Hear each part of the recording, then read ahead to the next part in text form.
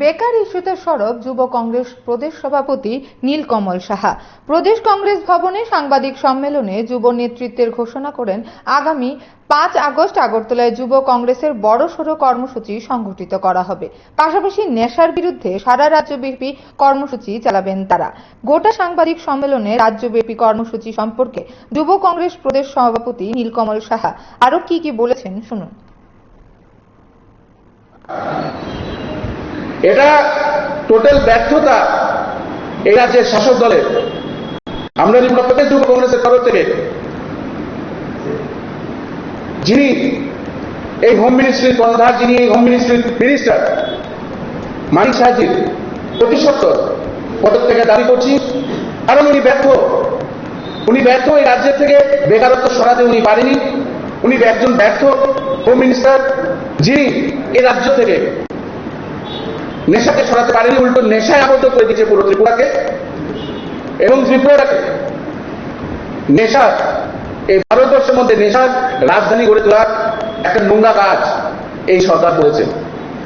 আমি সকলকে, এই রাজ্যের সকল যুবক যুবতীদেরকে 5 তারিখ ত্রিপুরা প্রদেশ যুব কংগ্রেসের এই আন্দোলনে যোগ দিতে বলবো এবং এই 5 তারিখের পরে আমরা আমাদের প্রত্যেকটি ডিস্ট্রিক্টে, প্রত্যেকটি ওয়ার্ডে, প্রত্যেকটি ব্লকে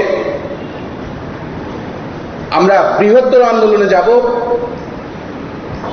এবং যতদিন না এই নেশার সাম্রাজ্যটাকে এই রাজ্যের থেকে উঠিয়ে না ফেলতে পারে ত্রিপুরা প্রদেশ যুব কংগ্রেস এই রাজ্যের প্রত্যেকটি যুবকের স্বার্থে বদ্ধপরিকর এবং যুবকদের স্বার্থে তারা লড়াই করবে। এবং আমরা সবাইকে আবারও 5 তারিখ আগরতলায় মুক্তধারা অডিটোরিয়ামে সকাল 11টায় এই রাজ্যের নেশা এবং বেকারত্বের বিরুদ্ধে আন্দোলনের যেই ডাক আমরা দিয়েছি, সেই ডাকে শরিক হওয়ার জন্য সকলকে আদর নিমন্ত্রণ জানালাম। ত্রিপুরা প্রদেশ যুব কংগ্রেসের উদ্যোগে যে সাংবাদিক সম্মেলন, ত্রিপুরাতে তারা যে স্লোগান দিয়েছিল যে নেশামুক্ত ত্রিপুরা করবে, সেই নেশামুক্ত ত্রিপুরা তারা গড়ে তুলেছেন এবং চাকরি দেওয়া অব্যাহত চলছে। এটা ভারতীয় জনতা পার্টি প্রত্যেকটি মঞ্চে গিয়ে বলছেন। কিন্তু আমাদের প্রশ্ন, যেটা আমরা সিএনএনআই এবং আইএলও রিপোর্ট অনুযায়ী আজকে ভারতবর্ষে কেন্দ্রীয় সরকারের শূন্যপদ হয়েছে 10 লক্ষ থেকে বেশি। খালি রেলওয়েতে শূন্যপদ আছে 3,45,000-এর ওপরে। অর্ধ সরকারি পদ প্রায় 8 লক্ষ শূন্যপদ আজকের দিনেও বিরাজমান। আমরা অপরদিকে দেখছি যে ইউপিএ গভর্নমেন্টের আন্ডারে যে মহিলাদের শক্তিশালী করে তোলা, ইউপিএর যে একটা ভালো ভাবনা ছিল, ইউপিএ গভর্নমেন্টের আন্ডারে মহিলা এমপ্লয়মেন্ট ছিল 30% এবং এই মোদি জামানা 2023-এর রিপোর্ট অনুযায়ী মহিলাদের এমপ্লয়মেন্ট, মহিলাদের চাকরি 15% এসে নেমেছে। 2025-এ অ্যাকর্ডিং টু আইএলও রিপোর্ট 9 কোটি মহিলা তাদের চাকরি হারিয়েছে। 2025-এর রিপোর্ট।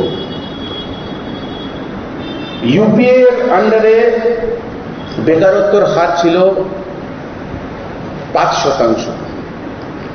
কিন্তু আমরা দেখছি যে মোদি গভর্নমেন্টের আন্ডারে, মোদি জামানা, সে বেকারত্বের হার গিয়ে ঠেকেছে 8.3%। 2004-2014-তে ইউপিএ গভর্নমেন্ট যখন ভারতবর্ষে ছিল, তখন 1 লক্ষের ওপর কলকারখানা নির্মাণ হয়েছিল, শিল্পায়ন নির্মাণ করা দিয়েছিল, যাতে প্রত্যেকটি শ্রেণীর মানুষ চাকরি পায় এবং একটা ভালো জীবন কাটাতে পারে। এই মোদি জামানায় 40,170-এর ওপরে কলকারখানা বন্ধ হয়েছে এবং মোদি জামানায় নতুন করে 23,000 কলকারখানা বানানো হয়েছে। অতএব আপনারা নিজেরা দেখতে পাচ্ছেন এবং বুঝতে পারছেন যে এই সরকার চায় না যে সবাই পকেটে পয়সা আসুক, সবাই ভালো করে পড়াশোনা করতে পারুক, সবাই একটা চাকরি পাক। এই গভর্নমেন্ট, এই ভারতীয় জনতা পার্টি তার বিরুদ্ধে।